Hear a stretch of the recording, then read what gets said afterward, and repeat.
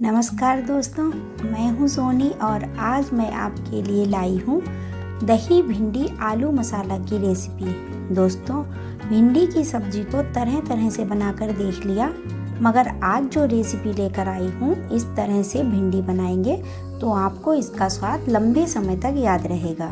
जिसे भी खिलाएंगे वह इसके स्वाद के आनंद से भर जाएगा। दोस्तों, मैं ऐसी ही मज़ेदार, स्वाद और सेहत से भरी रेसिपी लेकर आती रहती हूँ। मेरे चैनल पर नए हैं तो फटाफट सब्सक्राइब करके बेल आइकन दबा दें ताकि हमारी नई नई रेसिपी की वीडियो आपको सबसे पहले मिल सकें। तो रेसिपी को शुरू करने से पहले आइए जान लेते हैं हमारी हेल्थ के लिए भिंडी के फ़ायदे क्या हैं। इसके बाद दही की खासियतों की भी चर्चा होगी। भिंडी डायबिटीज़ के रोगियों के लिए रामबाण है।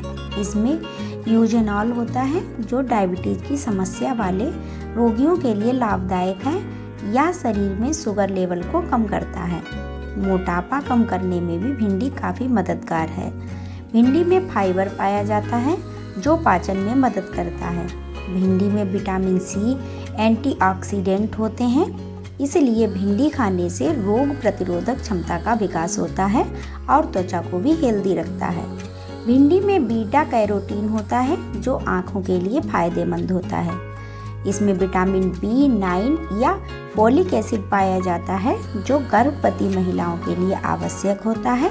भ्रूण के दिमाग के विकास के लिए जरूरी होता है।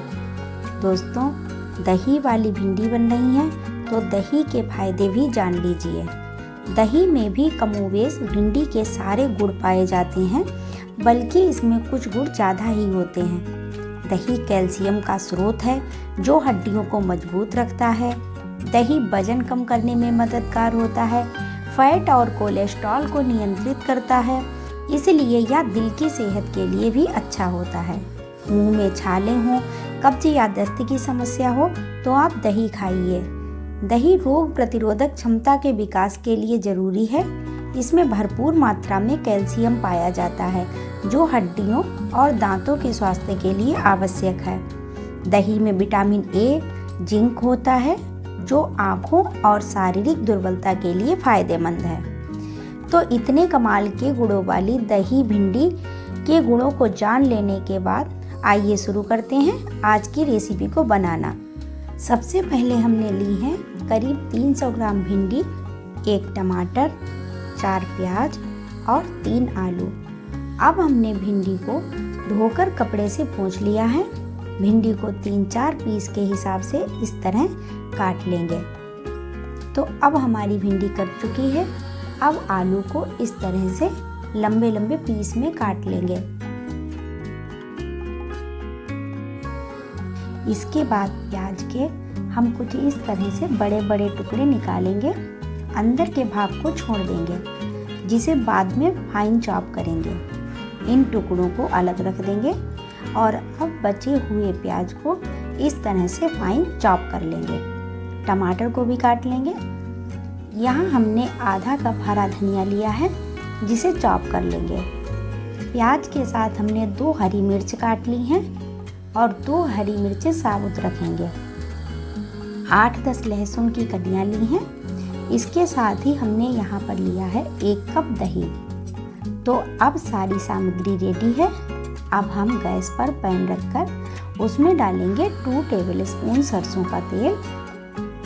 सरसों के तेल की जगह नॉर्मल कुकिंग ऑयल भी प्रयोग किया जा सकता है, मगर हमारे यहाँ इस तेल में बने हुए खाने को ही ज़्यादा पसंद करते हैं, इसलिए मैं सरसों का तेल ही प्रयोग करती हूँ। तेल गर्म हो चुका है।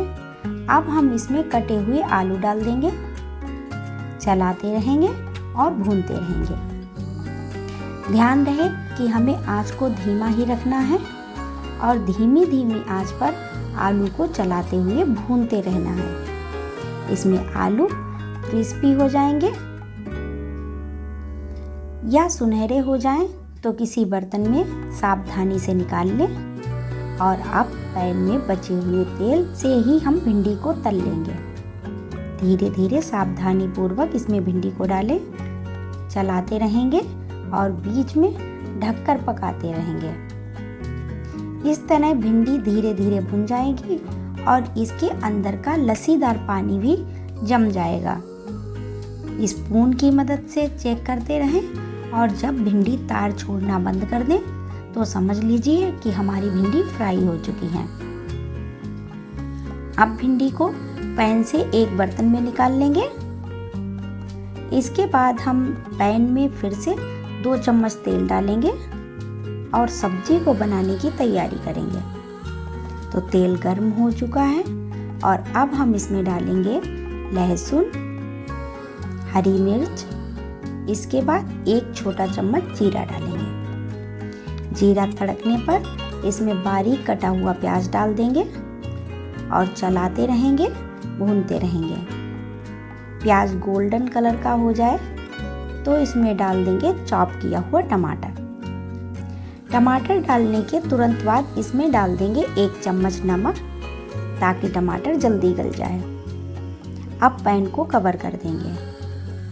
जब टमाटर गल जाए तो इसमें डालेंगे 1 छोटा चम्मच हल्दी पाउडर, आधा चम्मच कश्मीरी लाल मिर्च पाउडर, 1 चम्मच धनिया पाउडर, आधा चम्मच गरम मसाला।